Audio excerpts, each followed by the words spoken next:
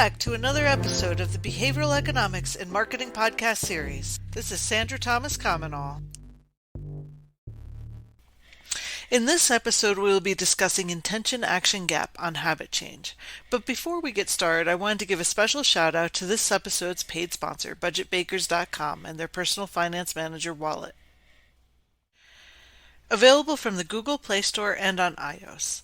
Listeners of the Behavioral Economics and Marketing Podcast get a special deal when they download the app from budgetbakers.com/behavior. So jumping in, what is intention-action gap? The intention-action gap is a social psychology and behavioral economics theory that describes the occurrence of when one's values, attitudes, or intentions do not correlate with their actions. It is the failure to convert intentions into action and behavior. In other words, it is the difference between what people say they will do and what people actually do. Intention-action gap has been studied from a multitude of disciplines in a variety of applications and is also known as the value-action gap, intention-behavior gap, attitude-behavior consistency, knowledge-attitudes-practice gap, and is informally referred to as the procrastination zone. It is not very hard to think of examples of the intention-action gap, including diet, exercise, saving money, quitting smoking. Perhaps the most famous example of the intention-action gap is the New Year's resolution. Every year, well-meaning people around the world make resolutions at the beginning of the new year. According to Statista, in 2021, 50% of Americans resolved to do more exercise, while 48% to lose weight, and 44% to save more money.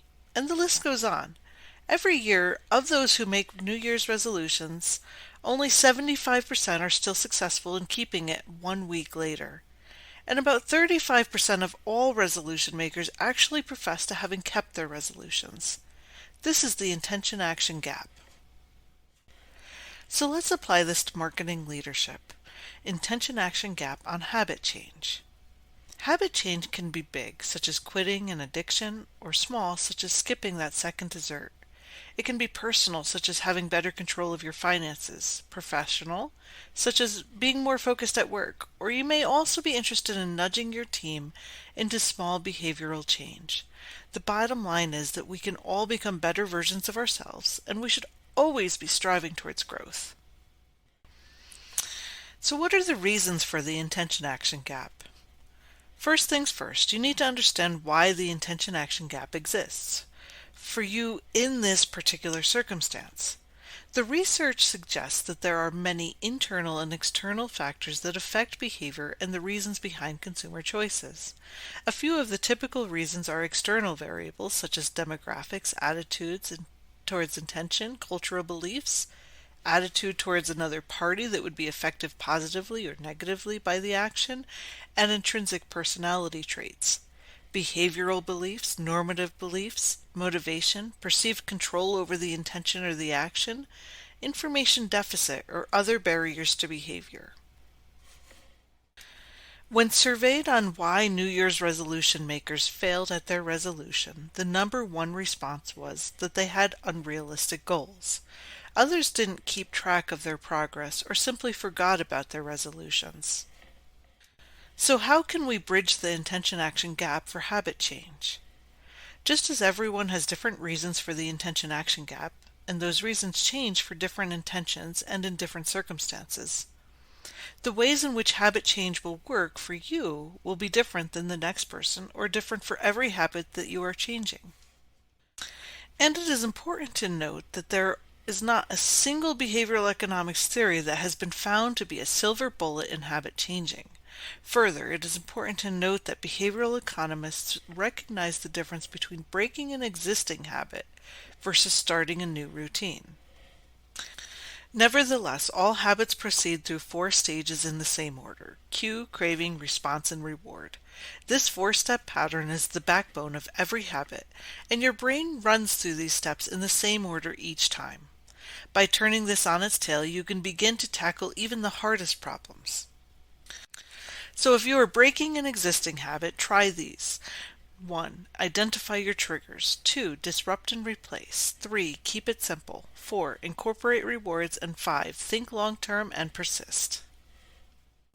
For example, several years ago I wanted to kick the habit of smoking. I had tried several times but usually couldn't make it past the first couple of days. So I identified several of my triggers. I knew that when I smoked, I was often drinking Earl Grey tea. And when I tried to quit smoking in the past, every time I drank Earl Grey tea, I was triggered to pick up a cigarette.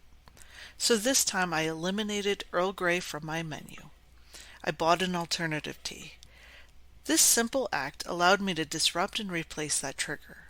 This was just one of the triggers that I identified and replaced in order to quit smoking. Lastly, I set up a reward system.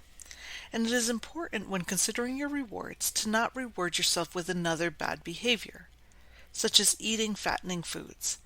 In my case, I threw the money saved into a jar over the first couple of weeks and bought myself a nice purse.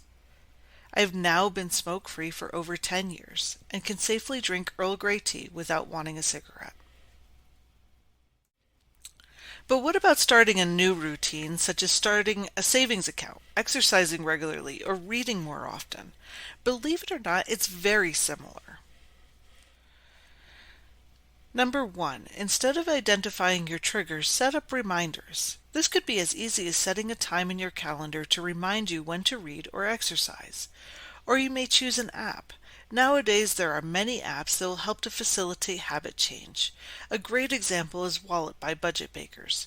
Wallet is your personal finance planner that helps you to save money, plan your budget, and track your spending. Essentially, you become your own finance manager. It connects with over 58,000 banks worldwide and handles any currency using the same level of security as your own bank. And best of all, they do not sell customer data to anyone.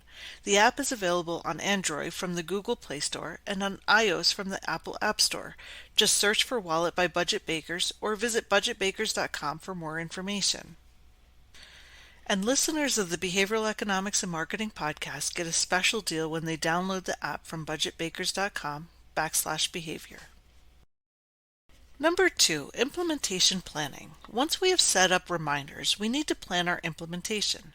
Researchers have identified two distinct forms of planning: action planning and coping planning. Action planning involves specifying the details of when, where, and how to act in the service of one's intentions. Coping planning involves identifying how one will cope with potential barriers or obstacles that could get in the way of achieving their goals. Number 3, keep it simple. Getting into the rhythm of a new routine is often more important than the routine itself. You don't want to get caught in the details. If you are trying to incorporate exercise into your workday, you may start with taking a walk around your block or lifting some weights. Trying to run to the gym at work might become cumbersome in the short term. Number 4, humans love rewards. Plan rewards into your strategy. Think of something that works for you, that isn't counterproductive to your goals. If you are trying to save more money, you don't want to reward yourself with spending money. Likewise, if you are trying to incorporate exercise into your workday, don't splurge on an unnutritious lunch. Number 5, think long-term and persist. Without a doubt, there will be days that you want to spend more money or skip the jog, but in habit forming, persistence is key. Wrapping it up, understanding how we as humans make decisions is an important part of marketing and leadership. Behavioral economics is the study of decision making and can give keen insight into employee behavior and help to shape your leadership style. The intention-action gap is a social psychology and behavioral economics term that describes the occurrence of when one's values, attitudes, or intentions do not correlate with their actions. The intention-action gap is often what stands in the way of habit change. In this episode, we discussed simple ways that people can leverage behavioral economics to break an existing habit or start a new routine. If you are enjoying this podcast, give me a shout out, like it, share it, follow it, and review it. Also, if you enjoy my style but want to learn more about travel destinations, you are in luck. I just launched a new travel podcast, the Hub and Spoken Travel Show. Check it out on iTunes, Spotify, Google Podcasts, or online at www.hubandspokentravelshow.com. Thank you for listening to another episode of Behavioral Economics and Marketing. This is Sandra Thomas-Comenole.